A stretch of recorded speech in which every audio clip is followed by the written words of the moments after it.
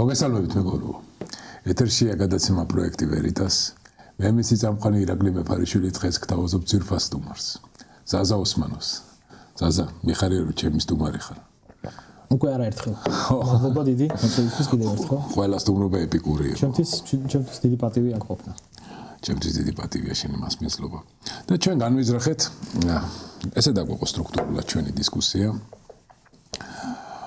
გვესაუბრა მარსის კოლონიზაციაზე, ევროპის ძალიან საინტერესო პლანეტაზე შეიძლება სიცოცხლე არსებობდეს და ძალიან აქტუალურ თემაზე, რომელიც ახლა თანამედროვეობის ყველაზე აქტუალური თემაა. ეს არის ინტერსტელარული კომეტა 31 LV ატლასი, რომელიც დღე-დღეზე ალბათ ყველაზე ახლოს ჩაუფრენს დედამიწას. თუმცა ძალიან შორს ჩაუფრენს დედამიწისგანთვის აბსოლუტურად უსაფრთხო ტრაექტორია აქვს და ძალიან საინტერესო ფენომენია ზაზასგან კომენტარი, რა თქმა უნდა, ძალიან საინტერესო იქნება. მაგრამ აი კონკრეტულად ეს თემა იქნება ჩვენი დისკუსიის ბოლოს, ასე რომ უნდა დაგველოდოთ აი ამ გემრიელ ლუგმისთვის. ჯერ კი მოდი დავიწყოთ ჩვენი თანმიმდევრობით, გავახუროთ ჩვენი დისკუსია და მოდი ასეთი ფილოსოფიური პლატფორმა მივცეთ ჩვენს დისკუსიას. რატომ არის კაცობრიობა ვალდებული ალბათ, რომ აითვისოს კოსმოსი და გავიდეს ცივილიზაცია აი ამ დედამიწური ჩარჩოდან? ხო, საინტერესო კითხვაა, ფილოსოფიური კითხვაა სინამდვილეში. ანუ პრაგმატულად რაღაც ეტაპზე ჩვენ დაგვჭირდება არეალის გამრცობა. მაგრამ ეს მომენტი, როცა დაგვჭირდება, როცა ვალდებულები ვიქნებით, სავალდებულო იქნება ჩვენთვის და გადარჩენის ერთადერთი საშუალება იქნება გავიდეთ დედამიწის მიღმა. ეგ ცოტა გვიან დადგება. ჩვენ გვინდა ახლაც და ამიტომ ფილოსოფიურად ეს არის იმიტომ სავარაუდოდ ალბათ დარწმუნებული ვარ, რომ ადამიანს აქვს მოთხოვნილება, ადამიანის შემოქმედებითი არსებაა, მას აქვს მოთხოვნილება სამყარო შეიმეცნოს. ჩვენ გვინდა, ესეთი უხეში ფორმით თქვათ, ჩვენ გვინდა ვიყოთ ღმერთები. ადამიანს ეს სურვილი, სხვათა შორის, როცა ამას ეს ადრეს მithქვამს და ცოტა ესე ეხამუშებათ ხოლმე, ყურში ხვდებათ ხოლმე და ქრისტიანულ სამყაროში არ უნდა ეხამუშებოდეთ, იმიტომ რომ ანუ ქრისტიანული სოფხედელობით თითოეული ადამიანი ხდება ფაქტიურად ღმერთი. ეს არ არის უცხო ქრისტიანულ სამყაროში. შეიძლება სხვაგან იყოს, სხვა რელიგიურ წარმოდგენებში, ფილოსოფიურ წარმოდგენებში იყოს რთული გასაგებად, მაგრამ ქრისტიანულში არა, ხო და მოკლედ. ადამიანი არის შემოქმედი, ამიტომ ჩვენ ვიკვლევთ სამყაროს, ეს სხვათა შორის, როცა ბავშვი იბადება, უკვე იკვლევს სამყაროს, ის რაც ხელით ეხება, პირში იდებს, სინჯავს, ეს არის ექსპერიმენტი ბავშვისთვის, რაც მას შეუძლია. ბავშვი ყველაზე კარგი ექსპერიმენტატორია. თუ ბავშვი ზრდის პროცესში არ დაკარგავს აი იმ პირველ წყაროს სურვილს, რომ შეიმეცნოს, ის გამოვა მეცნიერი. რომელიმე დარგში, მაგრამ აუცილებლად გამოვა, იმიტომ რომ რაც ბავშვს გააჩნია, არის ყველაზე ხალასი გზნობა შეიმეცნოს სამყარო. ამიტომ გვინდა ჩვენ, ამიტომ არის ერთგვარი ადამიანის სურვილის იმპერატივი გავიდეთ შორს. და უნდა გავიდეთ, იმიტომ რომ ეს არის ჩვენი მე, აი მე ადამიანის არის სავარაუდოდ შევიმეცნოთ სამყარო და შემეცნება შეიძლება მანძილზეც, მაგრამ როგორც დაკვირვებები აჩვენებს, როცა უშუალოდ ხარ იმ ადგილზე, სადაც რაც შეიმეცნებ, ყველაზე კარგად შეიმეცნებ მას. ამიტომ ჩვენ აუცილებლად ეხლაც გვაქვს ეს ამბიცია და ამბიციაში ცუდი არაფერი არ არის. გავაფართოვოთ ჩვენი, ეს თქვათ, დაკვირვების არეალი. ანუ უშუალო დაკვირვების, ანუ ხელშესახები არეალი. სხვათა შორის ერთი საინტერესო მომენტი მენიშნა შენს შესავალ მონოლოგში, რომ ადამიანი ყოველთვის მაძიებელია და ეს არის ალბათ თან ადამიანის ანთროპოლოგიურად განმაპირობებელი ფაქტი, რომ ჩვენ შევქმნით ცივილიზაცია. ხო. ანუ რაღაცა ისეთი უნარი აქვს homo sapiens, რომელიც ყველგან პოულობს გადარჩენის გამოსავალს, კი. ყველგან პოულობს. და ეს ადაპტაციის ძალიან მაღალი უნარი აქვს. ეს არის უნიკალური. იმიტომ რომ ჩვენ პრიმატების სხვა სახეობები, რომელიც ერთგვარად ერთ დროს, ერთსა და იმავე დროს არსებობდნენ, მათ ვერ გაუძლეს ამ კონკურენციას და გადაშენდნენ. და ალბათ იმიტომ გადაშენდნენ, როგორც არის ესეთი საინტერესო ჰიპოთეზა ნეანდერტალელების გადაშენების, გახლავთ ის, რომ მათი კვების რაციონის, ფაუნის ასე ვთქვათ, სივრცე გადაშენდა და მასთან ერთად გადაშენდნენ ისინი. ხო, ადამიანს შეეძლო ყველაფერი, ადაპტაცია ჰქონდა უნიკალური, ხო? ისინი გაცილებით ძლიერები იყვნენ ჩვენზე, ფიზიკურად, მუსკულატურა ძლიერი ჰქონდათ, როგორც აღმოჩნდა, მენტალური შესაძლებლობები არანაკლები ჰქონდათ, ხელოვნებაც ჰქონდათ და სავარაუდოდ მეტყველებაც ჰქონდათ დახვეწილი, ისე რომ ინფორმაცია გადაეცათ თაობიდან თაობაში და ეს მნიშვნელოვანი იყო.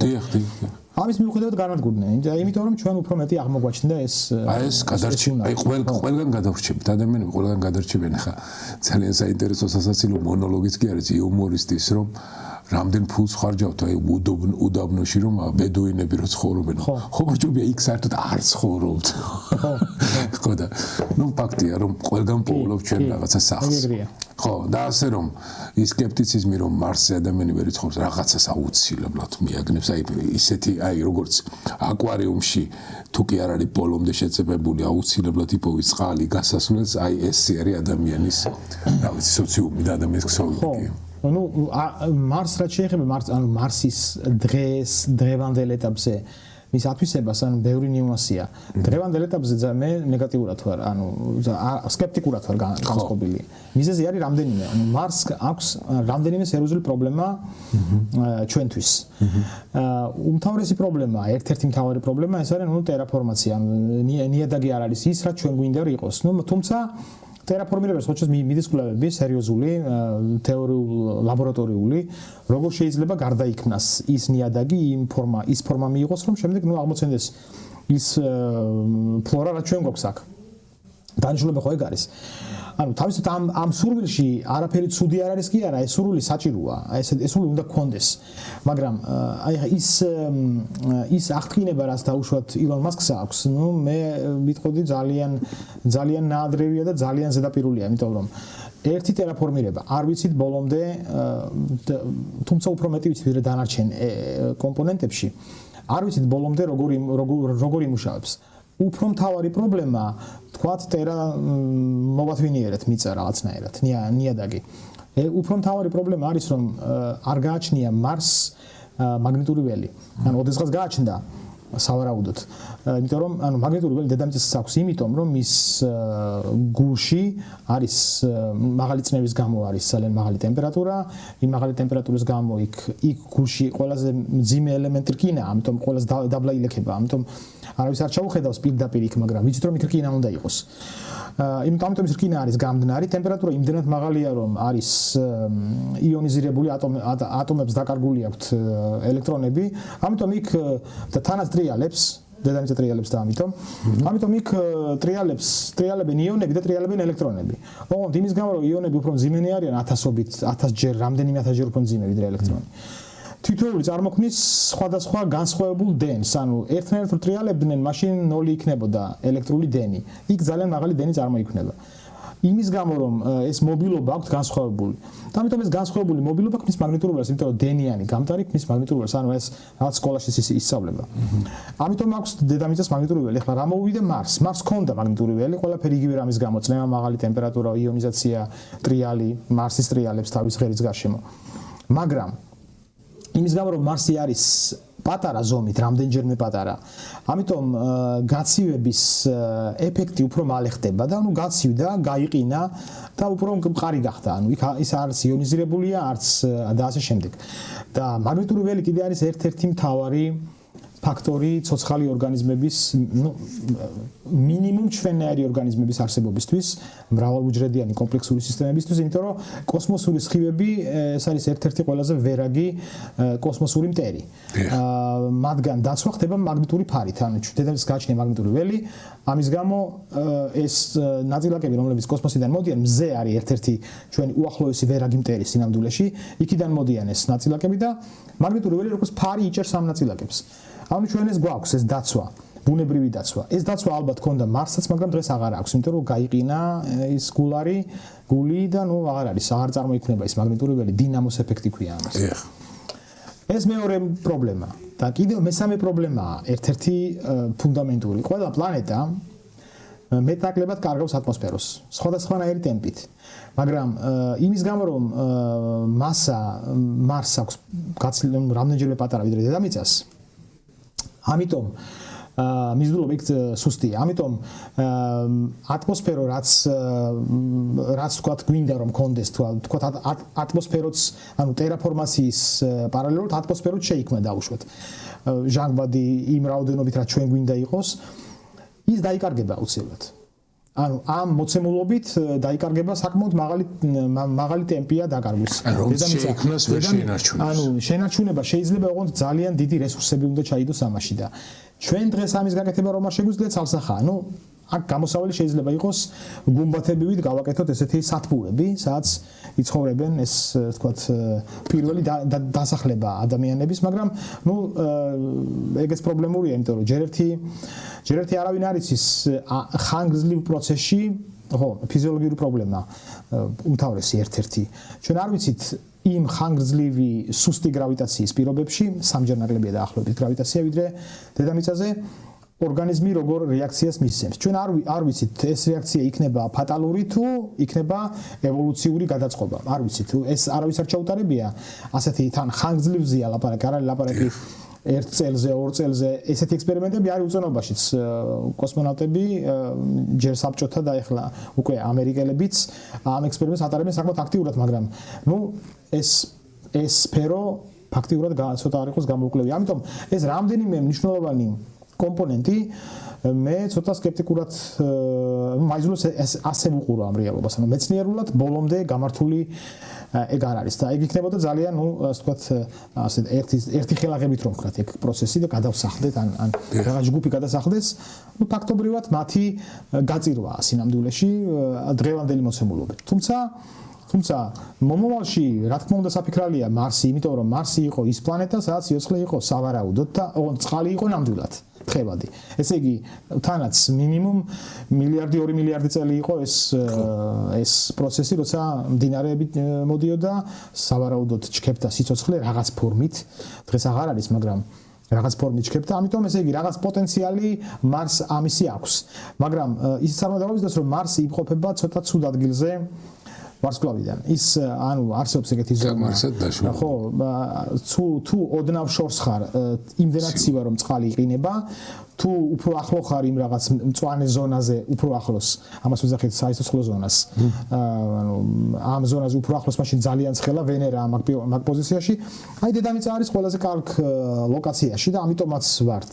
ამიტომაც დღეს ვსაუბრობთ მე და შენ ამ Goldilocks. ხო, აი ზუსტად, ხო. დიახ. ხო, ეს ძალიან საინტერესო მომენტია. სხვათა შორის აი აქ ევოლუციის მომენტზე რო გამახვილა ყურადღება, ალბათ პირველი მოსახლეებისთვის ეს მართლაც ძალიან მძიმე იქნება, იმიტომ რომ ყველა ვარიანტი, ანუ მაგის კი არა, ეხლანდელები მე მგონია რომ ეს იქნება მათი დაგუპო, მაგრამ აი მომავალი თაობები, როდესაც ტექნოლოგია გამგვივითარდება და ბევრს გავიგებთ ტერაფორმაციაზე, აი რა ჩამოთვალე ყველაფერი იმაზე. მაგნიტური ველი როგორ აღვადგინოთ, როგორ შევქმნათ, ეგეც შეიძლება პრინციპში არ არის შეუძლებელი. ამის მიუხედავად მაინც პირველი თაობა იქნება აი გაცილებით მძიმე დღეში ვიდრე იყვნენ აი პირველი თაობის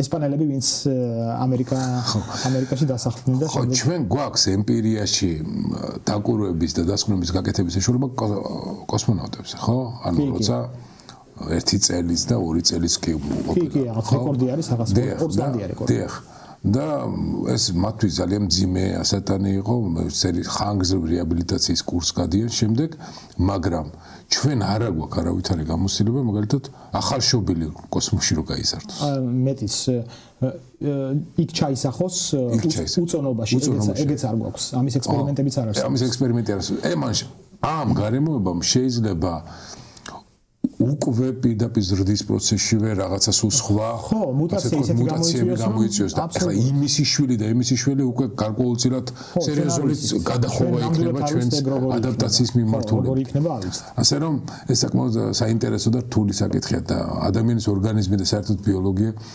ისეთი რაღაცა ბიოლოგია ანუ ასტრობიოლოგია ამ კონტექსტში უფრო მნიშვნელოვანია ეს ახალი დარგია და ეხლა ვითარდება. ამიტომ მან იმდენად ბევრი თეთრი ლაქაა რომ ასე ჰარი-ჰარალოზე თეთრი ესე ხელაღებით წავედით გავფრინდით მხოლოდ იმაზე დაფუძნებით რომ ტექნოლოგია გვაქვს როგორ გავფრინდეთ ტექნოლოგია უკვე არსებობს როგორც მას კი ამბობს სავარაუდოდ ეს არ არის ამაში რაღაც განსაკუთრებული კი შეიძლება მაგრამ იქ სიოცხლის შენარჩუნება საჭირო და მე ხანგრძლივი ცხოვრება ის თაობა უნდა დარჩეს იქ და მე ახალი თაობა ახლა მარსზე რა გამოკვლევები მიმდინარეობს ანუ კონკრეტულად სიცოცხლის პოვნის მიმართულებით რატომ ვერ ვიპოვეთ სიცოცხლე ხო, ეს რთული საკითხია, ანუ ჯერ არა პირდაპირ, ანუ მიმდინარეობს ნიადაგის კვლევა, პერსევერანსი რომელიც იქ არის და იკვლევს და იქამდე რამდენიმე ორბიტერი იყო, ატმოსფეროს იკვლევდა, ეხლაც არის. ატმოსფეროს შემადგენლობა, იქ ამიაკის რაოდენობა ზომაზე მეტია, ანუ მიანიშნებს იმას, რომ ცოცხალი ორგანიზმების გამოყოფენ ამიაკს და ვულკანური წარმოშობის არის. ის არის თუ ეს ბოლომდე ამაზე პასუხი არ არის თუმცა ცოტა ანომალური პიკები ამიაკის იგრძნობა შეიგრძნობა თქვათ ნაპოვნია მარსზე მაგრამ ვერ ვიპოვეთ იმიტომ რომ ანუ მოსაზრება არის რომ შესაძლოა იქ სიცოცხლე იყო და მეტიც შეიძლება ახლაც არის ამიტომაც მიდის მასიურად ანუ ზედაპირზე ვერ იქნება ზედაპირი არის გადამწვარი შეიძლება ითქვას იმის გამო რომ მაგნიტური ველი მას არ გააჩნია, ბევრი ფაქტორია, ატმოსფეროს შემადგენლობა სხვანაირი და არა დედამიწისნაირი, ამიტომ დაცული არ არის კარგად, მაგრამ ნიადაგის ქვეშ შესაძლოა იყოს ოღონდ სწორ ადგილებში სავარაუდოდ, სადაც წყალი თხევად მდგომარეობა შეიძლება იყოს და აი ეს არის ძალიან საინტერესო. საშუალო ტემპერატურა ძალიან დაბალია იქ. წყალი თხევადი ვერ იქნება, წყალი ჩვენ გვჭირდება როგორც ფიზიოლოგიურ ორგანიზმს, როგორც გამხსნელი. მაგრამ სეზონურად აღმოჩნდა რომ ანუ აღმოჩნდა ვიცით დაკვირვებით ეს ვიცით რომ ერთ-ერთმა ორბიტერმა ერთი შემოვლისას ფერდობზე ნახა წყლის დინება თხევადის მეორე შემოვლაზე აღარ იყო ანუ ჩამოედინა და ანუ მიწაში ჩავიდა ან აორთქლდა ან რაღაც ანუ ეს საინტერესო მნიშვნელოვანი რამეა იმიტომ რომ თუ ეს ესია თუ ჩავიდა წყალში ან ის დინარების ადგაკრა ეგეც არ ვიცით სხვათა შორის რომელიც იყო იმიტომ რომ ეს კალაპოტები ვიცით ჩვენ ფიქრობენ რომ მიწის ქვეშ ეს ვთქვათ ბჭყალებში დაიმალა თუ დაიმალა და თხევადი დარჩა მაშინ სავარაუდოდ იქ სიცოცხლე არის მაგრამ ვიმეორებ ამას ჭირდება უკვე გაცილებით ღრმა ფენებში ჩასვლა კვლევა და არა ის ზონდი რომელიც ის დღეს მარსის ზედაპირზე დგას და იკვლევს ის არაპირდაპირ იკვლევს უფრო თუმცა არის ვარიანტი რომ შეიძლება მან მიკროორგანიზმების რაღაც გარკვეული სახეობას კი აღმოაჩინოს ეს ასტრობიოლოგიური ბლოკი აქვს იმ ზონს და იკვლევს საკმაოდ ესეთი ფუნდამენტურად და სკრუპულოზურად მაგრამ ამოცანა ძალიან რთულია ანუ თუ გავითვალისწინებთ რამდენი ხანი არის გადამწვარი ეს პლანეტა რამდენი ხანი მინიმუმ 2 მილიარდი წელი ამიტომ ესე იგი არც ისე ადვილია იმ ლოკაციის მიგნება სადაც ჩვენ თქო შესაძლოა სიოცხლეს ველოდოთ უნდა ამიტომ ვერ გვიპოვია ჯერ და იყო რაღაცა ესეთი თითქოს აღმოჩნდა შემდეგ რომ ყალბი სიხარულის ნიშნები რაღაცა უცნაური ქვის ფორმები რომელიც სოკოებს ხო არ გავსო და ხო ეგ ნამდვილად ფეიკია ეგ უცნაური ფორმის სუპირველად პირველი აჟიოტაჟი იყო როდესაც აი მაშინ როცა მარინერი იყო ის 70-იანი წლების დროს რომ გაუშვა ამერიკამ მის მიერ გადაღებული ჯერ კიდევ სამ ორბიტაზე იყო გადაღებული ასე სფინქს გავდა ხო და აღმოჩნდა მე რომ ეს იყო ოპტიკური ილუზია თამაში იმ კუთხიდან იყო ასე ის ადგილი ცნობილი ერთ-ერთი მთა არის რომელიც ანუ ისე იმ კუთხიდან ისე გამოიყურებოდა მზე ისეთ პოზიციაში იყო რომ სფინქსის სახე ჰქონდა ან მიმსგავსე ადამიანის სახე ჰქონდა ხო ეგეც მათ შორის ეს ფაქტიც ეგეთია მაგ კატეგორიიდან არის თუმცა ყველაზე საინტერესო მარსის ასე ვთქვათ კვლევის ისტორიაში არის ის ცნობილი მეტეორიტი ასეც ქვია მარსის მეტეორიტი რომელიც დედამიწაზე აღმოჩნდა იმიტომ რომ ოდესღაც მისი ნაგლეჯიდან მოსულია და მარსის მეტეორიტში ესე იგი მიკროსკოპური კვლევების ჩატარების შემდეგ აღმოჩნდა რომ იქ იყო რაღაც სტრუქტურა რომელიც ძალიან გავდა განმარხებულ ვირუსს ანუ ცოცხალ ორგანიზმს რომელიც ახლა უკვე ცხადია მკვდარია უბრალოდ ვირუსთან დღევანდელ ვირუსებთან შედარებით რამდენჯერმე ნაკლებია ზომაში მაგრამ საინტერესო არის ერთი რამ ანუ ბოლომდე პასუხი არ არის მაგაზე ეს მართლა რა არის ბოლომდე ვერც ვიტყვით მაგრამ ერთი საინტერესოა რომ მაგნეტიტები, ანუ ეს არის ორგანულები, რომელიც ჩვენს გაგვაჩნია, მაგრამ ჩვენ ამისი ის დავკარგეთ უკვე. ფრინველებს აქვთ, ვინც ორიენტირს პოულობენ ჩრდილოეთი სამხრეთი, რომ შორ გადაფრენებზე იღებენ მონაწილეობას, ხო? აი, ეგ მაგნეტიტები ასევე ნაპოვნია იქ და მწყობში დალაგებული არის იმ დავარქვათ განმარხებული შესაძლო ვირუსის გასწვრივ, რაც ნიშნავს, რომ მაგნეტიტები კიდევ მხოლოდ ორგანული წარმოშობისაა. არ არის ის ორგანელები ორგანული წარმოშობისაა, ისინი არ არის ესეთი წარმოშობის რაღაც არაორგანულ ქიმიურად ვერ მიიღებს ბუნებრივი პროცესები მაგას არ მაგრამ ეს მტკიცებულებები მაინც არ იყო საკმარისი რომ ეთქვათ რომ სიცოცხლე აღმოაჩინეს იყო აჟიოტაჟი მაგრამ არ იყო საკმარისი თუმცა არსებობს ის ჯგუფი დარჩა ვინც დღემდე ამტკიცებს რომ კვლევების დღემდე აგრძელებენ მათი რაღაც ნაწილი ამტკიცებენ რომ ეს დიახ ეს არის აღმოჩენილი ხო ამიტომ ხო თუმცა ჰაერში კიდია მაინც მაგრამ ძალიან საინტერესოა ეს მარსის მეტეორიტი არის ერთ-ერთი ყველაზე ცნობილი მეტეორიტი რაც ასე ვთქვათ ყველაზე დიდ იმედებს გვაძლევს დღემდე პრინციპში მე მაინც ვთვლი რომ სიცოცხლის ნიშანი არის ეგ ანუ მაგრამ ნუ კიდევ ერთხელ ვიმეორებ მარტო ის მაგნეტიტი არ კმარა ერთ-ერთი ნიშანი იყო სხვა შორის ზომა რამდენჯერმე ნაკლები როა ვირუსზე თითქოს გარკვეულ კვლევართა ჯგუფი ამტკიცებს რომ არ შეიძლება ზომა იყოს მაქხელა, მაშინ ვირუსი განადგურდება, ანუ ვერ იარსებებს. მაგრამ იქაც კაცრები ამ მსჯელობაში არ არიან თვითონაც. ხო და ესეთი ბევრი ღია საკითხია. სამწუხაროდ მეტი მეტეორიტი ჯერჯერობით არ გვაქვს ნაპოვნი. და არც იმ ზონს აღმოუჩენია ესეთი ეგეთი ხელშესახები. ისეთი ეგზოპლანეტები, რომელიც ახლა ცოტა კი გადავუხვიეთ ამას, მაგრამ უცებ დაუბრუნდებით ისევ ჩვენ გალობოს. რომელიც სხვა ვარსკვლავების გარშემო ბრუნავენ, მაგრამ ბევრად უკეთესი პირობები და შანსები აქვთ, რომ ეგ სიცოცხლე იყოს. რაღაცა მე მგონი ერთ-ერთი ასეთი პლანეტის შესწავლისას მის სპექტრში იშლებოდა ისეთი ელემენტები, რომელიც მხოლოდ ორგანულ წარმოშობის ქიმიაშია ჩვენთვის ცნობილი. ეგ არის ერთ-ერთი ყველაზე დამაიმედებელი დაახლოებით 600 სინათლის წლის მანძილზეა ჩვენგან. თუ სწორად მახსოვს, K2, ანუ ეს არის კეპლერის მისიის აღმოჩენა, თუმცა ეს K მაგის ნიშანია, K2 12b თუ არ ვცდები. თუ მეშლება სახელი ზუსტად, მაგრამ ეგ ის პლანეტა, ეგ პლანეტა არის დედამიწაზე რამდენჯერმე დიდი, მაგრამ დაფარულია მთლიანად წყლით. ის რომ დაფარულია წყლით, რამდენიმე კვლევით არის ნაჩვენები არსებობს, შეიძლება საშუალებები არსებობს, როგორ ვიპოვოთ პლანეტის მასა, როგორ გავზომოთ. და ასევე გაზომეს და აღმოჩნდა, რომ პლანეტის მასა არის ისეთი, რომ უნდა შეესაბამებოდეს მთლიანად ოკეანით დაფარულ პლანეტას. ეს ერთი და მეორე სპექტრითაც აღმოჩნდა სპექტრალური ანალიზი აჩვენებს, რომ იქ არის წყლის ორთქლის ისეთი კონცენტრაცია, რაც ზუსტად როცა მთლიანად დაფარულია ოკეანით, თან დაფარულია მთლიანად. ანუ ეს არ არის კლდოვანი პლანეტა, ეს არის მთლიანად ოკეანით დაფარული პლანეტა. ხო, და თანაც პლანეტა სოლარისი. პლანეტა სოლარისია ზუსტად. თანაც არის სასიცოცხლო ზონაში, ანუ იმ ზონაში, სადაც წყალი იქნებოდა თხევადი. ანუ ის რომ სპექტრალურმა ანალიზმა აჩვენა, რომ იქ წყალი აშორიო, ეს ჯერ არ ნიშნავს, რომ ის წყალია ჩვენ რაც გვინდა. მაგრამ მანძილმა აჩვენა, რომ ზუსტად იმ მანძილზეა, რომ რახან წყალი, ეს წყალი თხევადი იქნება აუცილებლად. და ის ორგანული ნაერთები, რომლებიც ამასთან პარალელურად კიდევ ჯეიმს ვების ერთ-ერთი მოდული არის ფოკუსირებული იპოვნოს ატმოსფეროზე ორიენტირებული, ერთ-ერთი მოდული ატმოსფეროზეა პირდაპირ ორიენტირებული, ეძებს სწორ ატმოსფეროებს.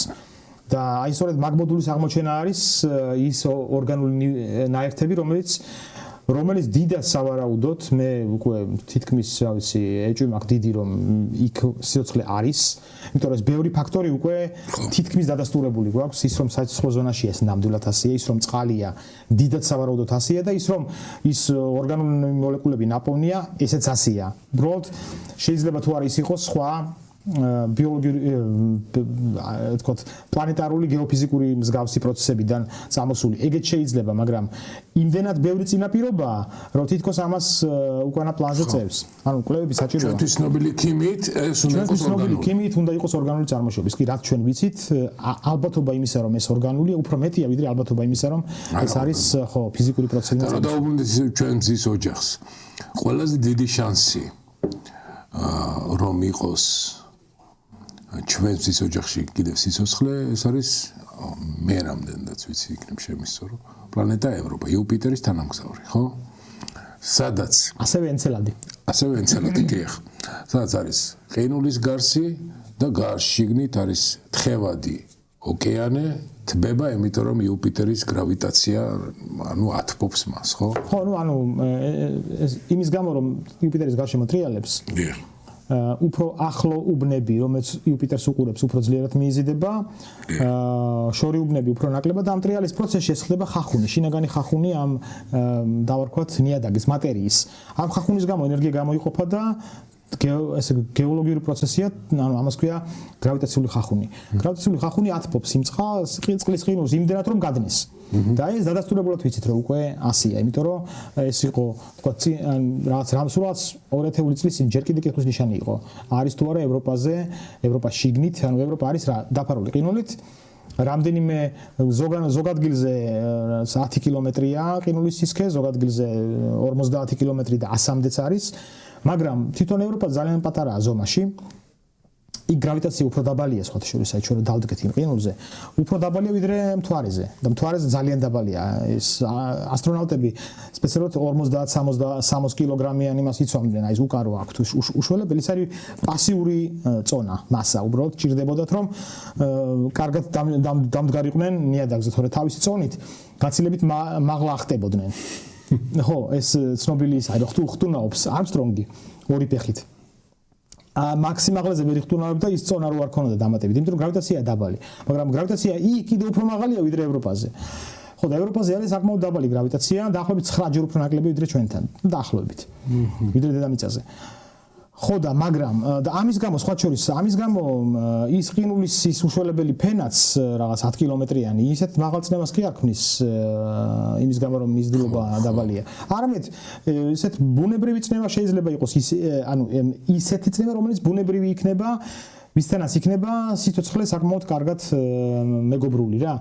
ამიტომაც ჩვენ ვფიქრობთ რომ თვლით რომ იქ სიცოცხლე უნდა იყოს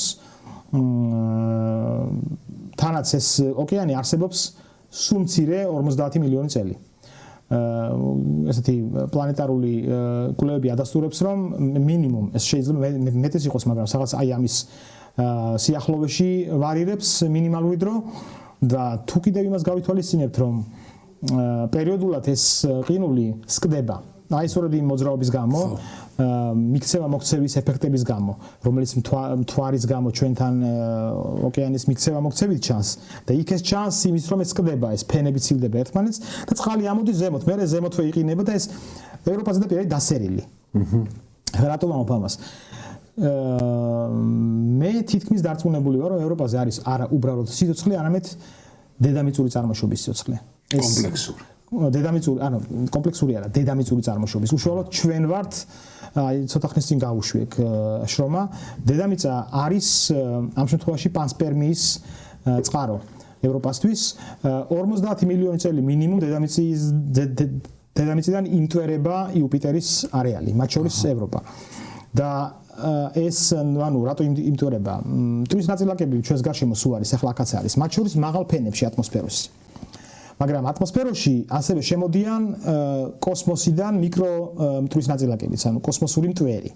შემოდიან მაღალი სიჩქარით, დაწყებული 15 კილომეტრი წამის სიჩქარით დედამიწის მიმართ, დამთავრებული რაღაც 30 კილომეტრი წამით. ამის გამო, ოღონდ ეს პატარა ზომის არიან, ამის გამო ისინი უშუალო იმ სიახლოვეში აქვთ ტურბულენცია ჩვენი ატმოსფეროში. ამიტომ ატმოსფერო იწყებს ტრიალს მაგ სიჩქარით. და იქ თუ წაიყოლებს, დაუცებად წაიყოლებს მტვრის ნაწილაკებს, რომელიც იქ დახვდება დედამიწური წარმოშობის მტვრის ნაწილაკებს, სიჩქარე თუ აღმოჩნდა დაახლოებით 12 კილომეტრ წამზე მეტი ეს ნებისმიერი სხეულის მე რო ვისროლო დედამიწიდან 12 კილომეტრი 12.1 კილომეტრი წამის სიჩქარით ეს სხეული დატოვებს დედამიწის მიზიდულობას. ანუ პირველი კოსმოსური სიჩქარე ხომალდებს რომ გააჩნიათ 2 კილომეტრი წამია დაახლოებით 12 კილომეტრი წამი არის რომ დატოვოს. და იქ სიჩქარები მეტია. ამიტომ ისინი ეს მტვრის ნაწილაკები მუდმივად აი ამ წამში წტოვებენ უამრავი რაოდენობა, ოღონდ მიკრონაწილაკები ძალიან პატარა ზომის. წტოვებენ დედამიწას, მაგრამ ეს მტვრის ნაწილაკები ყოველთვის გაჯერებული არიან აქაური ცოცხალი ვირუსებით, მარტივად რო ვთქვათ, ბაქტერიებით. და ეს ბაქტერიები და ხო და ეს მოძრაობა აქედან მათ შორის იუპიტერამდე, ანუ გარშემო, მაგრამ იუპიტერამდე ბევრი პრობლემაა თუ დისტანცია ძალიან დიდია, მაშინ ულტრაისფერი გამოსხივების გამო შეიძლება ის ვირუსი და აუცილებლად შეიძლება კი აუცილებლად განადგურდება, მოხდება დეაქტივაცია. მაგრამ როგორც წესი, თუ მტვრის ნაწილაკში არის ჩამალული, ეს მტვრის ფენა იცავს ამას და ეს კვლევები რაღაც დონეზე არსებობს უკვე დეაქტივაცია ვირუსების, ბაქტერიების როგორ მიდის, მათ შორის ყველაზე ესეთი მედეგი ბაქტერიების რადიაციასთან, ასე ვთქვათ, ბრძოლის დროს, რომელიც ძლებს ყველაზე დიდი ხანი და ჩვენება შეიძლება რომ უმეტესი რაოდენობა გადარჩება, სანამ მივა იუპიტერამდე. ეს დიდი ხანი არ ჭირდება, რაღაც წლები ჭირდება. ეს არ არის ის დრო, რაშიც განადგურდა, აი თქვა თუ შორს წავა, იქ ცოტა უფრო მეტია ალბათობა რომ განადგურდეს ის ვირუსი. ხო და ეს ხო და კიდე ერთი ნიუანსია, მაგრამ სიჩქარე ძალიან მაღალი აქვს. ეცემიან მათ შორის რაღაც რაოდენობა დათვლა შეიძლება, ეცემიან ევროპას ზედაპირს. მაგრამ თუ ასეთი მაღალი სიჩქარეები დაეცემიან, უბრალოდ დაიწვებიან, აორთქლდებიან, განადგურდებიან. და ამაზე არსებობს კვლევები მეტეორიტების სხვადასხვა კუთხით, რო ეცემიან, როგორი არის დაცემის დროს ტემპერატურა. და აი ამ ტემპერატურის, აი ამ კვლევების შედეგად დადგინდა, რომ დაახლოებით აი ჰორიზონტთან ევროპას ჰორიზონტის მიმართ თუ დაცემის კუთხე არის 1 გრადუსი და ნაკლები, ის მტვრის ნაწილაკი გადარჩება, ტემპერატურა არ იქნება მაღალი, არ გადაიწვება, შიგნით არსებული შიგთავსი ასევე გადარჩება და ყინულში ჩარჩება. და ეს 1% და ნაკლები, რა თქმა უნდა, პატარა წილია ამ ნაწილაკების, რომელიც აქედან მივიდა ევროპამდე. ზოგადად რომელიც ამოისროლა ევროპამდე მისული იქიდა იმათი პატარა წილია, მაგრამ რახან 50 მილიონი წელი იმტვერება ეს ევროპაზე ზედაპირი, ამ 50 მილიონი წლის განმავლობაში საკმაოდ დიდი რაოდენობაა მისული გადარჩენილი ბაქტერიების. და ამიტომ ეს გახეთქვა ამ ზედაპირის პერიოდულად მუდმივად ხდება. იწვევს იმას, რომ შეიძლება არა აუცილებლად ალბათობის დათვლა შეიძლება არ არის დაბალი.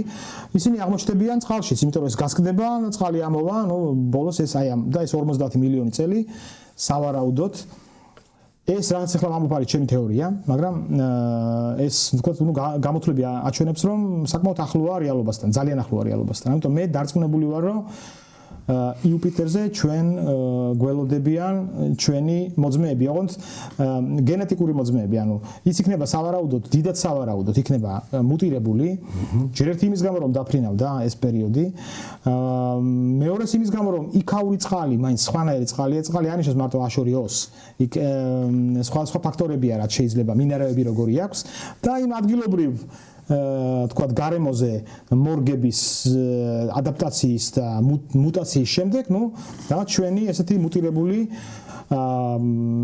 ფლორა ფაუნა გველოდება სავარაუდოდ. თან 50 მილიონი წელი არის აი დედამიწის ისტორიას რო გადავხედოთ, როცა პირველი ბაქტერია დაახლოებით 3.5 მილიარდი წლის წინ, 3.9 შეიძლება შეიქმნა ეს დადასტურებით რაც ვიცით. უტყვარია 3.5 მილიარდი წელი ნამდვილად იყო სიოცხლე აქ.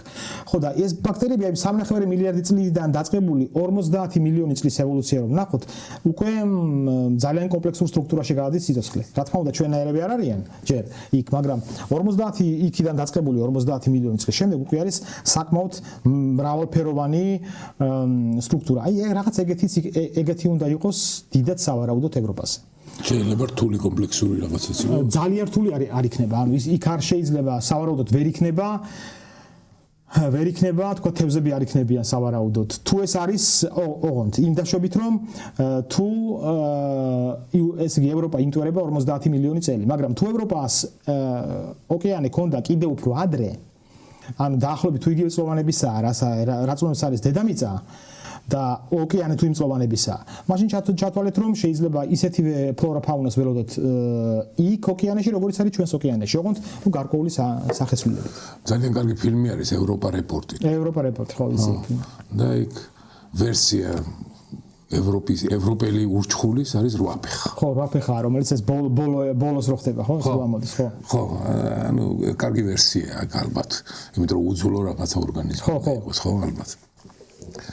და მაინც აი სიცოცხლის აღმოჩენის როგორი ტექნოლოგია აქვს ნავარაუდები თანამედროვე მეცნიერებას, იმიტომ რომ მე რამოდენად ვიცი გეიზერებიც არის, გეიზერების წყალი უნდა გამოვიჭიროთ. კი, ერთი ეხლა ფიქრობენ იმ ფილმში არის მე მგონი ხდიახ ბურგს აკეთებენ და ცდილობენ რომ ჩავიდნენ. ეკლები მიდის უკვე. მოგეთ ორი ვერსია. ერთი ვერსია არა, ორი მიმართულებით ვითარდება ეს. ერთი ნაკლებ შედარებით რეალისტურ ბიუჯეტიანი და აპირებენ ამის გაშვებას ჯერ პირველი NASA და ამაზე უკვე მიდის მუშაობა. ეს უნდა იყოს ორბიტერი, რომელიც ევროპის გარშემო იტრიალებს და აი იმ გეიზერებს დაელოდება და დაიჭერს. ან ის გეიზერები თუ უკვე იყო, იმათ დაიჭერ, გამოტყორცნილს დაიჭერს და ჩაუტარებს ასტრობიოლოგიურ ანალიზს. იქ ასტრობიოლოგიური მოდული არის მთავარი რა მანდ. მაგრამ მე მაინც ვთვლი რომ ეგ არ არის პირდაპირი ნიშანი, ექსპერიმენტი ძალიან მარტივად შეიძლება ჩავატაროთ, აქედან წავიღოთ სიცოცხლე, გავაბნიოთ კოსმოსში და ნახოთ რამდენიმე ათეული წლის შემდეგ იმის ანალიზი ჩავატაროთ, არც თუ ისე დამაჯერებელ პასუხს მივიღებთ ეს იყო ცოცხალი თუ არა. იმიტომ რომ დაშლილი და კოსმოსის იქ სხვა შორის რადიაციაა საკმაოდ მაღალი. დიახ. საკმაოდ მაღალი რადიაციაა. ხო და ამიტომ ესე იგი ეს ყველაფერი არაპირდაპირი მინიშნება იქნება. თუმცა თუ იმდენი ისეთი რაოდენობის ორგანიკა აღმოვაჩინეთ, რომ სხვა ვერაფრით ვერ იხსნება გარდა ბიოლოგიისა, თითქმის პირდაპირი იქნება, მაგრამ მეორე ეს ვთქვათ გზა, რასაც NASA აპირებს და ამაზეც მიდის კვლევები ჯერჯერობით ასეთი თეორიული დაფინანსება უკვე არის ოღონდ ნაწილობრივი პირველადი ეტაპის. ეს არის რომ უნდა გაფრინდეს ზონდი ბირთვული წყაროთი, დაჯდეს მასზე, ამ ზონდის ერთი ნაწილი, ბირთვული მაღალი ტემპერატურის გამო ბირთვული საწვავიც იქნება, გაადნოს ყინული, ჩავიდეს სიღრმეში, აი დამატებით მან ზონდის რაღაც ნაწილმა და იქ გადაიღოს ფოტოები და ჩაატაროს პირდაპირი ანალიზი. ეს იქნება უკვე პირდაპირი. და ამას სავარაუდოდ გეგმავენ მე როგორც მახსოვს, სადღაც 30 წლისთვის მაგნისიის გაგზავნას. ანუ შეიძლება 30 წლამდე ცოტა ადრე. და პირველს აპირებენ აი ეს რაღაც რამდენიმე წელიწადში ახლავენ. შენ ეს რა მოყვება ამას რომ პირობითად აღმოაჩენენ თუნდაც უმარტივეს მიკროორგანიზმს, მაგრამ არა დედამიწურს.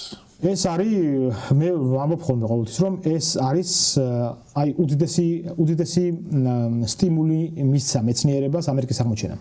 იმიტომ რომ ფაქტობრივად რაც დარვინმა შემდეგ გააკეთა, ის ურო არაფერზე არ ვილაპარაკოთ. მხოლოდ დარვინზე კონცენტრირდეთ, დარვინის აღმოჩენა იყო პირდაპირი შედეგი იმის რომ ჩვენ ამერიკა აღმოვაჩინეთ. ანუ გამოიკვლია ყველა ფლორა ფაუნა გარშემო, მათ შორის იქ. იქაუდი დაადგინა გარკვეული კანონზომიერება იპოვა.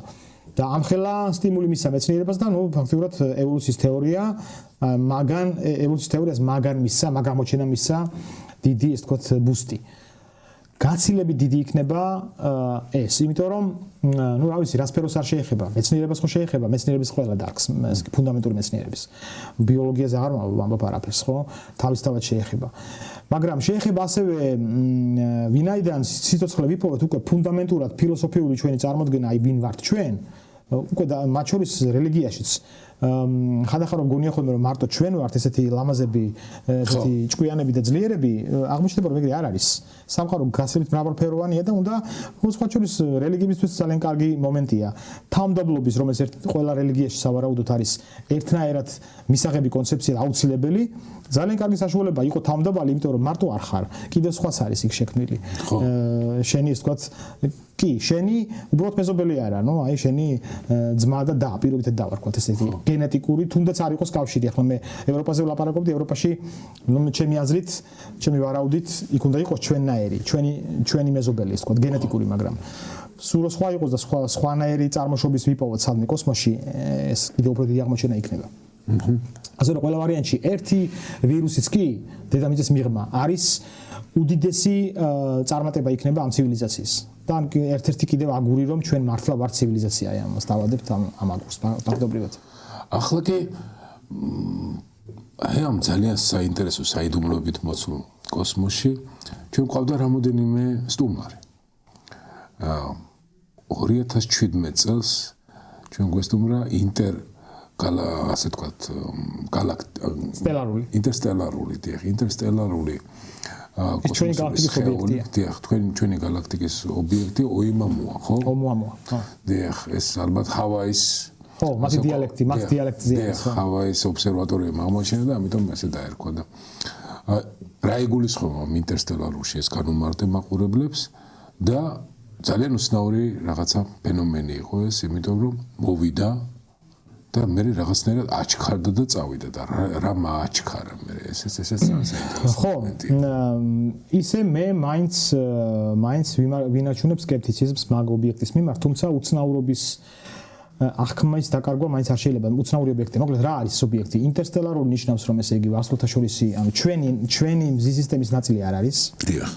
ისეთი სიჩქარე, ისეთი კინემატიკა აქვს მისი მოძრაობის, პირდაპირ შეიძლება ჩვენება, რომ ის არ არის, ასე ვთქვათ, ჩაჭერილი ჩვენ სისტემაში არ არის. ჩაუფრინა ამ სისტემას, მზის სისტემას ჩვენ ჩაგვიფრინა. და რატო არის ახლა უცნაურობა, რაც აი მკვლევარმა ჰარვარდის ავილობმა აღმოაჩინა, იყო რა, რომ ძალიან უცნაური თავისებურება აქვს მის მოძრაობას. თავისებურება მდგომარეობს იმაში, რომ თუ ანუ ტიპიური ყველა ასტეროიდი, ციური სხეული, რაც ჩვენს გარშემო თქვათ მოძრაობს, ну ის განიცდის გრავიტაციას მზისგან და ასევე იმის გამო, რომ მზეს აქვს გამოსხივება, ყველა კომეტას როგორც წესი აქვს ხოლმე, ну ხშირად აქვს ხოლმე, აი ეს კუდიანი დედაბერი სხვა შორის მოდის იქიდან, ფრესკებზე იხატებოდა თავის დროზე, კუდიანი კომეტები, ეს კუდი არის კომეტებში, უმეტეს კომეტას აქვს ყინული, ყველაფერთან ერთად, იქ რკინა, იქ რაღაც, მაგრამ ყინულიც, წყლის ყინული, ან კიდევ სხვა რამეების ყინული. და ამ გამოსხივების გამო ეს ყინული ორთქლდებოდა და უბრალოდ შორიდან ჩანდა როგორც კუდი. და ეს ერთი მხარეა, ერთი ნიუანსია, მაგრამ მეორე გახლავთ ის, რომ ანუ რატო დავიწყე ომო ამაზე, რატო გადავაბიეს, რომ გრავიტაცია ასევე ის ეფექტი, რომ იქ რაღაც ნივთიერებები იყოს, რომელიც აორთქლდება და გარკვეული აჩქარება, ანუ აორთქლება ნიშნავს რეაქტიულ მოძრაობას. ანუ როგორც რეაქტიული ძრავები, ანუ სამხედრო თვითმფრინავები, ან კოსმოსური ხომალდები, რაკეტები, ისვრიან მაღალი სიჩქარით რაღაც, თქოთ, გაცხელებულ გაზს და უკუცემის გამო მე მიფრინავენ მეორე მხარეს, ასეთივე ეფექტი ექნება კომეტებზე, მათ შორის ომუამაზე უნდა ქონოდა ასეთივე ეფექტი, აი ამ თქვათ რადიაციის გამო იქ არსებული გაზების გაცხელებას, ამოფრქვევას და ნუ მინიჭებას უკუცემის დამატებითი აჩქარების. მაგრამ აღმოჩნდა, რომ კინემატიკა თითქოს იმ ანუ კინემატიკის შესწავლა იძლევა ეგეთ ვარაუდს, რომ ის უკუცემის აჩქარება ისეთი არ არის, არამედ განსხვავებულია იმისგან, რაც უნდა იყოს. რაც უნდა იყოს ჩვეულებრივი ასტეროიდული კომეტური ეფექტი რომ ყოფილიყო. ნუ ავილობის დასკვნა ეგეთია. თუმცა მე მაინც გონია, რომ ანუ დასკვნა რატომ არის ასეთი, იმიტომ რომ გარკვეული კლასის მაინც ყველა მეცნიერული კვლევა არის მოდელური ყოველთვის. ანუ ასეთი მით უმეტეს, იმიტომ რომ შენ უნდა მოდელით დაუშვა, როგორი გაზი გაქვს იქ, რანაირი ანუ როგორი არის ის იმ გაზების თქვათ კონცენტრაცია, როგორი არის ტემპი აორთქლების და ასე გარკვეული მოდელის ფარგლებში ხარ. მე მგონია, რომ იმისთვის რომ ჩვენ მართლაც ვაჩვენოთ, რომ ომუამუ არის ინტერსტელარული ობიექტი, მართლა და ეს არ არის ობიექტი, რომელიც ეს არის ობიექტი, რომელიც უბრალოდ შემოფრინდა როგორც კომეტა, ასტეროიდი ან რაღაც ეგეთი. საჭიროა ჩვენება, საჭიროა ყველა მოდელის მაქსიმალურად განხილვა და ეს ყველა მოდელის განხილვა ავილიობთან ჯერჯერობით არ არის. ამიტომ მე მგონია, რომ უდაოდ უცნაურია ობიექტი.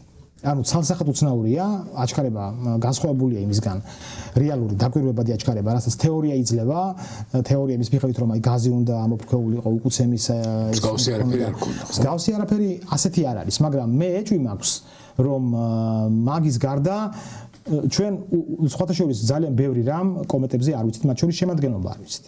კარგად არ ვიცით. იმიტომ რომ კომეტა უნდა გაგიმართლოს, რომ დაიჭირო, ანუ ჩამოვარდეს. უმეტესობა ჩვენ ჩაგვიფრეს და მიფრინავს. ამიტომ მათი შემადგენლობა, აი, სხვა შორის ჩერომოვ იმაზე, რა ქვია, დაჯდა ხო ზონდი, ეგ იყო ძალიან უნიკალური ექსპერიმენტული კვლევა იყო, დაჯდა ზონდი, რომელსაც უნდა სინჯი აიღო, ფოტოები გადაიღო არაჩვეულებრივი. და ეს კვლევები სულ რაღაც ახალია, ანუ ჯერჯერობით ჩვენ იმ სტადიაში არ ვართ კვლევების, რომ აი ესე დეტალურად გამოვიკვლიოთ ყველაფერი. ამიტომ მე მაინც ვიტოვებ იმ ფანჯარას, რომ ომუამუა და მაინც გონია, რომ ომუამუა ნამდვილად არ არის ინტერსტელარული ობიექტი, თუნდაც იმიტომ რომ თუ ინტერსტელარული ხელოვნური ობიექტია, უბრალოდ ინტერსტელარული არის, ოღონდ ხელოვნური არის, ხო. თუ ხელოვნურია, ანუ ძალიან უცნაურია, ეს ობიექტი ტრიალებსთან. და ტრიალებს ცოტა უცნაურად, ანუ ტრიალებს არა ისე როგორც კოსმოსურ ხომალდს დაატრიალებდი, თქვა გარკვეული მიზნობრივ თავის ღერძის გასწვრივ. არამედ ტრიალებს აცდენილი ღერძის გასწვრივ. მაშინ ყველაზე უფრო რეალისტური იქნება თქვა რომ ეს არის წყობიდან გამოსული ხელოვნური თანამდებობა. ეგ შეიძლება, ხო? ხო, ტექნოსიგნატურა. ეგ შეიძლება. ამიტომ კითხვები მაინც სანამ რჩება, ბოლო ვერდიქტი მაინც თუმცა არა, ის რაც ავილებმა გააკეთა, მართლა უნიკალურია, იმიტომ რომ გააღვიძა ეგ დარგი, ანუ დარგი რომ ჩვენ გონიერი ცოცხალი არსებები ვეძებოთ კოსმოსში. ეს არის უმნიშვნელოვანესი. ანუ ლოების დამსახურება ის არის ალბათ, რომ კვალიფიციური მეცნიერი შეიძლება ამბობდეს დიახ, ეს არის მთავარი. გარდატეხა მოახდინა. დიახ, კვალიფიციური მეცნიერი შეიძლება საუბრობდეს აბსოლუტურად სერიოზულად და ძალიან სერიოზულ აუდიტორიაში, სერიოზულ სამეცნიერო ჟურნალში კოსმოსური ცივილიზაციების არსებობის შესაძლებლობის შესახებ. რამდენიმე კვლევაა, სხვათა შორის მისი კვლევა რამდენიმე ამ ომუამოს შესახებ, ასე რომ ეგრე თან გამოქვეყნებული სამეცნიერო შრომები. ანუ ეს არ არის უბრალოდ ხელაღებით ნათქვამი, მაგრამ როგორც ყველა ეს თქვა ახალი კონცეფცია ყოველთვის გინდა არ გინდა როგორც თქვი მოდელურია, ტოვებს ფანჯრებს. სანამ ეს ფანჯრები არ თეთრი ლაქები სანამ არ შეივსება, იქამდე ვერდიქტს ვერ გამოვიდა. თუმცა როგორც ავილები ამბობს, უმეტესი ნაწილია თქვა ამ იმის მიანიშნებს რომ თითქოს უნდა იყოს ხელოვნური წარმოშობა ტექნოსიგნატურა ხო მაგრამ ის რომ ის აცდენილია ღერძი ნუ რაღაც ცოტა ჩემთვის მაინც სკეპტიციზმს ბადებს კი ბატონო მაგრამ მაინც კარგია ის რომ ანუ აი ამ შესაძლებლობაზე არ საუბრობს რაღაცა აბსოლუტურად გაურკვეველი წარმოშობის რაღაც უფოლოგები და ხო თან სხვათა შორის ის თვითონ ამავე დროს არის კვალიფიციური უფოლოგი დავარქვათ, იმიტომ რომ მან დაიწყო კვლევა ამოუცნობი მფრინავი ობიექტებისაც. ნამდვილად საჭიროა მის კვლევა, იმიტომ რომ ამოუცნობი მფრინავი ობიექტებს ხელი მოკიდეს ყველაზე არაკვალიფიციურმა ხალხმა და გააფუჭეს მთელი სივრცე, გახადეს დასაცინი სამეცნიერო საზოგადოებაში. მეცნიერი არ მოკიდებს ამას ხელს, იმიტომ რომ არ გახადეს დასაცინი და ამის გამო სხვათა შორის, აი მათ გამო შეიძლება ითქვას 1992 წელს NASA-მ SETI-ის ინსტიტუტს გაუქმა წინა წელს მოგებული უშველებელი დაფინანსება. და იმის მერე ფაქტიურად დარგი მოკლა. ეს ანუ მათ გამო ვამბობ, მაგრამ ეს ბოლომდე სწორი არ არის, იმიტომ რომ ასეთი მარგინალები ყოველთვის იყვნენ.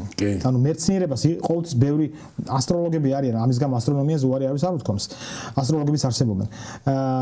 ამის გამო ეხლა ვიღაც გამოვიდეს სენატში და ესაკნას რა ქვია, გააუქმოს დაფინანსება, არ არის სწორი. მთავარი მიზეზი მაინც არის, რომ ჩემი ღრმა რწმენით, მე როგორც უყურებ ხოლმე, დიდწილად პოლიტიკოსები არიან ძალიან გამონათლებლები. ძალიან. ეს მსოფლიო მასშტაბით არის. არა, საქართველოში კიდევ უფრო ტრაიკულია სურათი, მაგრამ ზოგადად ეს ტენდენცია არის, მაგრამ კარგი რაღაცები დაიწყო. ლობის თქვა აი ამ წამოწყებიდან გამომდინარე. სენატში მოსმენაც იყო იმ ადამიანების, ვინც თქვა სავარაუდო პრინავიტებს ჩამოგდებული პრინავიტების ნარჩენებს, ვინც იკვლევდა იმათთან მუშაობდა და ხალხთან პილოტების გამოკითხვა იყო, ხო, ასე რომ საინტერესოა. ეს კარგი ეტაპში შევედით, ჯერჯერობით ვერაფერი ხელშესახები ვერ ვნახეთ იქ, მაგრამ კარგი ეტაპში ვართ და ანუ ეს მნიშვნელოვანი რაღაცაა. ხო, აი მაგ ავანტიურისტებზე გამახსენდა ახლა ის მექსიკის მთავრობის ძალიან სამარცხვინო ფაქტი. ბავშვი მუმიას რო ასაღებდა, ასე სამარცხვინოდ, როგორც უცხო პლანეტურ ორგანიზმს და ნუ რა თქმა უნდა, ჩვეულებრივად თავი შეერცხვირეს. ესეთები აფუჭებენ. ეგ არის ზუსტად ხო რაღაც ვამბობ, რომ ამით ეს თან მოდებულია მთელ მსოფლიოში, როგორც კი ხო და სხვა შორის ტერმინი შეიცვალა. ეხლა დაარქვეს, ესე იგი, ამოუცნობი მფრინავი მოვლენა. რომ რაღაცნაირად გაემიჯნონ მართლა იმ რაღაც უაზრო მფრინავი თებში ჯერგერთი არაფერ შუა შეემასთან. ანუ ის რომ ამოუცნობი მოვლენები არსებობს ჩვენს გარშემო, ეს ფაქტია და მეცნიერება ამოუცნობს იკვლევს, აბა თუ ამოცნობილია ყველაფერი ეს რომ ჭიქაა და ეს რომ თქვა შედგება იქ წყალიასხი, ეს ყველაფერი ვიცით, ამას გამოკვლევა არ ჭირდება. ის რაც არ ვიცით, ის არის საინტერესო. აი ეს ინტერსტელარ ობიექტი, ის მეორე ობიექტი, რა ვიცი, მესამე ობიექტი. ხო, აი მეორე ობიექტი გამახსენდა, ეს იყო 2019 წელს ასევე ვარსკვლავთშორისი ობიექტი ბორისოვი, მაგრამ ესეთი საინტერესო არ არის. ის დაიშალა, ხო, ის დაიშალა. ანუ არ წავიდა ჩვენი ოჯახიდან. ხო, და ისე სხვათა შორის იმას ასეთი გამოკვეთილი სიგნატურა კინემატიკის და მოძრაობის არ ქონდა, როგორც ომუამუამ თავიდანვე მიიქცია ყურადღება ძალიან უცნაური იყო. მას არ ქონდა, მას ქონდა ოდნავ წანაცვლება, მაგრამ ისეთი წანაცვლება არ იყო, როგორც ასეთი რომ ვთქვათ იმხელა აჟიოტაჟი ქონოდა. ხო, თავისთავად ეს კვლევები არის, ჩვენთვის ვიღაცა იტყვის კი, მაგრამ რას იკვლევთ აქ ხალხშია რაღაც, ხო, ეს ძალიან პრიმიტიული წარმოდგენებია. მეცნიერება სწორედ იმიტომაა საჭირო, რომ ხალხს რომ შია, რომ აღარ შიოდეს. დიახ, მეცნიერებამ შეძლოს რომ აღარ შია კიდევ ძალიან ბევრს. დიახ, ზუსტად მაგიტომ, ხო? დიახ. და ყველაზე საინტერესო მოვლენა. ჩვენ ყავს რაღაცა მეორე სერია, ხო? ისტორიაში იშვიათია ფილმების ისტორიას თუ გავახსენებთ, რომ მაგალითად სიკველი ყავს ისეთივე ხარისხიანი როგორც პირველი სერია. არის პრეცედენტები და რახან არის პრეცედენტები, ზოგჯერ მეტის მეორე სერია ჯობია პირველს. ხო, არის ეგეთი იშვიათია. უიშვიათესი მოვლენა, ნათლია მაგალითად მეორე სერია, ხო? აქ ჩვენ ყავს მეორე სერია. 31 LV ატლასი. რომელიც ასევე ძალიან საინტერესო მოვლენა და სულ ახლო მომავალში მე სადღაც წავიკითხე რომ მაგრამ 29 ოქტომბერსოდა. რაღაც ახლა უნდა მოგვიახლოვდეს ყველაზე ახლოს უნდა ჩაგვეფრინოს და უნდა გაფრინდეს მე. როგორც გაგვახარებს მე ისე წაბრძანდება ზრდილობიანი კომეტა. ხო, არ შეეშინდეს მსმენელს და მაყურებელს. ზრდილობიანი კომეტა რომ მობრძანდება არჩევა. ბორისოვი რახან რუსის სახელი დაარქვეს რომ მოვიდა დარჩა. ის დარჩა ხო? ჩეკმა სადაც დადო იქ. იქ გაიბნა. და ეს მობრძანდება და წავა. ეს რა პლანეტა და აქაც არის ზუსტად იგი ავილოების ისევ. კი, ავილოები იგივეს ამბობს, იგივე მიდგომით. დიახ. იქაც არის კვეთრად გამოკვეთილი სიგნატურა, ახლა ვერ ვიხსენებ ომუამოსთან შედარებით უფრო დიდია თუ უფრო პატარა, მაგრამ იმის რიგის როა მახსოვს ნამდვილად, გადახრა. იმ ტრაექტორიდან რის მერეს უკვე კითხვის ნიშანი დავსვათ. ეს სხვა ჩვენს ეს არის მთავარი.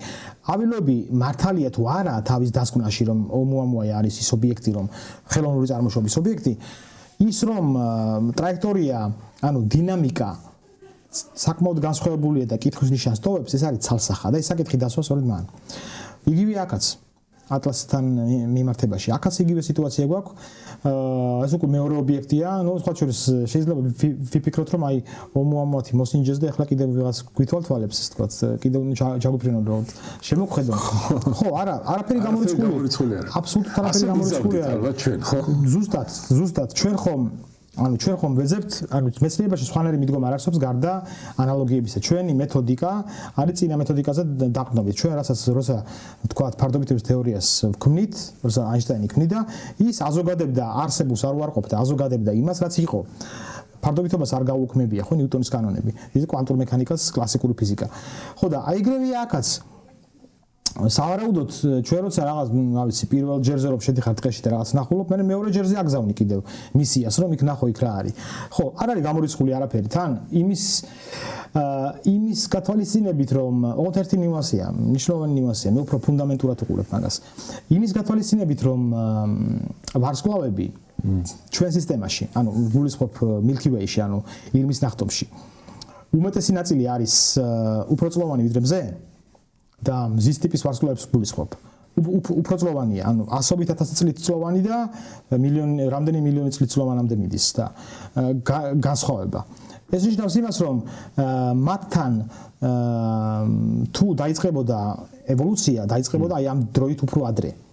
და თუ ერთმანეთი არ გაანადგურეს, მაშინ ისინი წინწასულები არიან ჩვენთან შედარებით ამდენი წლით, ან ასობით ათასი წლით, ან მილიონით. ამიტომ ყველაზე მეტი ალბათობა იმის რომ ვიპოვოთ არამიწიერი გონიერი არის ვიპოვოთ ჩვენზე გაცილებით წინწასული. ხო და ერთ-ერთი ნიუანსი რატომაც მე მგონია და სკეპტიკურად ვარ განწყობილი არის ის რომ ეს ციური სხეულები არ ჩანან advanced კოსმოსურ ობიექტებს. ხო. ანუ ეს თქვა ჩემი ხედვა ასეთია, რომ უფრო მეტი სწორედ ჩვენ გაცილებით განვითარებული უნდა ვნახოთ. ალბათობა ასეთია, ალბათობა იმის რომ ჩვენ ასე ბრმად ვიპოვით ვიღაცას, ისინიც ბრმად შემოვარდნენ ახლა ჩვენთან, ხო ესე ალბათურად რო შეხედო. უფრო მეტი შანსია რომ იყოს გაცილებით განვითარებულის კოსმოსური ხომალდი ვიდრე ჩვენნაირის. ეს ციური სხეულები გარდა იმისა რომ უცნაურობა კი აქვს დინამიკაში, მაგრამ მათი სიჩქარეები ჩვენს მიმართ დიდად არ განსხვავდება იმისგან, რასაც ჩვეულებრივი ასტეროიდები აღწევენ ხოლმე. ასე რომ ეს კიდე ერთხელ ტოვებს ეჭვს, რომ ისინი არიან სავარაუდოდ, მე ამ შემთხვევაში მაინც სკეპტიციზმს ვიტოვებ. დიდად სავარაუდოდ არიან აი ამ ორი რამის გამო, ერთი იმის გამო, რომ ფუნდამენტურად გონია, რომ უფრო განვითარებული უნდა იყოს მეტი წილი და მეორე იმის გამო, რომ ძალიან ახლო არიან, ანუ იმ კომეტების კლასიდან არიან, თუნდაც ექსტრაგალაქტიკური ნამდვილად, ეს ამის ჩვენება შეიძლება, ტრაექტორიას გავლება შეიძლება თუ დღეს ვაგვირდებით სად არიან ეს ობიექტები, მე შემიძლია ვთქვა გუშინ სად იყო და იმის წინ სად იყო. ამიტომ მე ხარ რაღაც შენ ჩაიგდე ყველა ისა, ხო? რა ქვია, იუპიტერზე, კი არა და მარსზე სიოცხლე არ ამგონია მეთქი რომ ჩვენ ესე მალე გადავცხოვრდეთ. ხო, ამ შენ ასე საკმაოდ სკეპტიკური ვარ ამ ამბავში, ამ ობიექტებთან. ოღონდ ერთი რამე. სკეპტიკური ვარ, მაგრამ ცალსახად ვერ ვამბობ. ვერდიქტი ვერ გამომაქვს, იმიტომ რომ ბოლომდე კვლევაა საჭირო. როგორც თქვი, ის აჩქარება როგორი აქვს, სხვა გაზები. ტრაექტორია, რომელიც ალბათ უბრალოდ კოსმოსური ქვა თუ არის და მოძრავი თუა, ალბათ არ უნდა იყოს ცვლილება, ხო? აი ეს ტრაექტორია უფრო პროგნოზირებადი უნდა იყოს. უფრო პროგნოზირებადი უნდა იყოს. მაგრამ პლანეტებზე არსებობს ამოფრქვევები. არაპროგნოზირებადი შეიძლება იყოს. პლანეტებზე თუ არსებობს ამოფრქვევები, თქვათ რაღაც გაზი იმ მზის გამოსხივების გამო სიახლოვეში რომ მოდის მზესთან, მზის გამოსხივება საკმაოდ მძლავრია. შეიძლება შიგნით არსებული ჩაბუდებული გაზი გასკდეს და უცბად მხისიერად სიჩქარე შეიძინოს. ან ეგ ის ეფექტია, რასაც აბილობი თავის კვლევებში დიდად მე მგონი არ ეხება.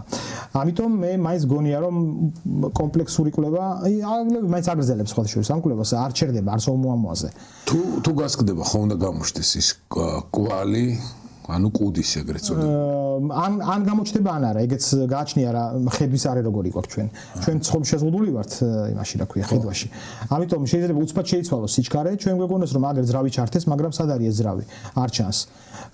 მოკლედ, ის არის, რა ქვია, ფაქტია რომ ავილობი, როცა ამ კვლევას აწარმოებს, იქ გაზის ანალიტიკას ვერ ახდენს, იმიტომ რომ გაზი არ დაუფიქსირებია. თუმცა ამბობს რომ გაზი ამოიფრქვა სავარაუდოდ, მოდი ვნახოთ როგორი იქნება ამოფრქვევის გამო ეს უკუცემის სიჩქარე მინიჭებული, მაგრამ იმ გას ვერ ხედავთ, იმიტომ რომ ეს კვლევა ხო, სრული არ არის ჯერჯერობით ეს კვლევა. და მაგრამ ნუ კარგია რომ ეს არეალი გაიხსნა. კვლევები იწყება ამ მიმართულებით. ეს ახალი პლანეტა. ანუ სიჩქარეებში განსხვავებულია უიმამოასკო. ციური სხეული ეს სამი ატლასი, სიჩქარე აღარ მახსოვს, მაგრამ მე მგონი დაახლოებით იგივე რიგისაა დაახლოებით, აღარ მახსოვს. რა შემთხვევაში უნდა გაგვიშდეს? აი ცალსახა ეჭვი, რომ ეს არ შეიძლება იყოს, ანუ ჩვეულებრივი ბუნებრივი მოვლენა. რამდენიმე ათეულჯერ მეტი უნდა იყოს სიჩქარე. აი თუ რამდენიმე ათეულჯერ მეტია, იმისი ახსნა ბუნებრივი პროცესებით შეუძლებელია. ბუნებრივი ესეთი პროცესებით, როგორც ფორმირდება ციური სხეულები, ანუ გულისხმობ ესე იგი. ანუ ბუნებრივს რა შეიძლება იყოს ახლა? შეიძლება პლანეტას დაეჯახოს მეორე პლანეტა და აიქიდან ამოტყოსნოს რაღაც სიჩქარით უფრო მეტით. აი ყველაფერი უნდა გაითვალისწინო და ნუ თქვათ მაქსიმალური სიჩქარე დადო როგორია ბუნებრივი პროცესების. და ის მაქსიმალური სიჩქარეები ჩვენ აი მე რო თქვი იგივე მიკრონაწილაკები, რომლებიც კოსმოსური მტვერი, რომელიც ჩვენთან მოდის, აი 15 კილომეტრი წამიდან 30 კილომეტრი წამამდე დედამიწის მიმართ. და თუ მაგაზე აი 10-ჯერ მეტია 300 კილომეტრი წამი, რომელიმე ციური სხეულის ან რა ვიცი, ხო? ეს უკვე თითქმის ცალსახა ეჭვია, რომ ეს არის ხელოვნური წარმოშობის და როცა ძალიან ახლოა იმ საერთო ფონურ სურათთან, ნუ მაინც ფონის ნაწილია.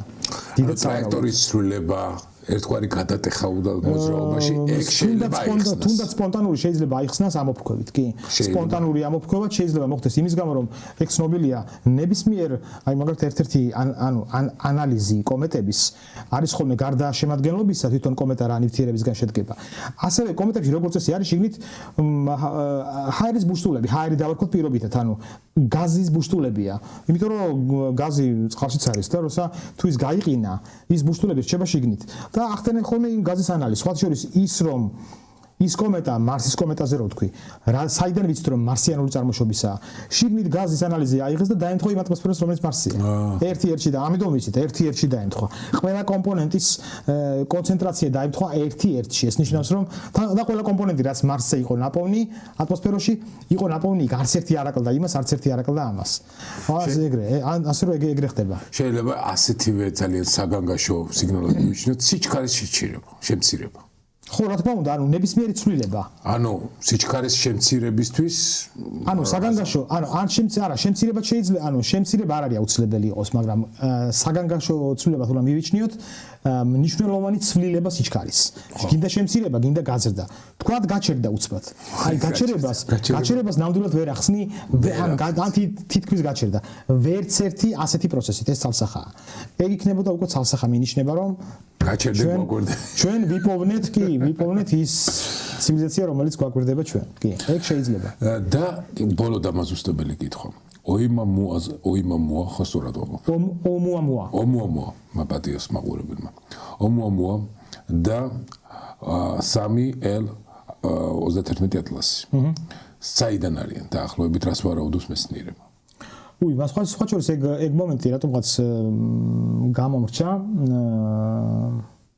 ანუ ჩვენი სისტემიდან არ არის მზის სისტემიდან. მიმართულება ცნობილია საიდან მოდის ერთი, საიდან მოდის მეორე. ანუ ამის აღდგენა შეიძლება აღარ მახსოვს. ხო, ეს აღარ მახსოვს. იმიტომ რომ იმდენად კონცენტრირებული ვიყავით ყველანი იმაზე, აი როგორი ობიექტია. მაგრამ ცნობილია დაახლოებით საიდან მოდის, კი აბა რა. ცნობილია, ეგ ვიცით. მადლობა სასა. ძალიან სიამოვნე.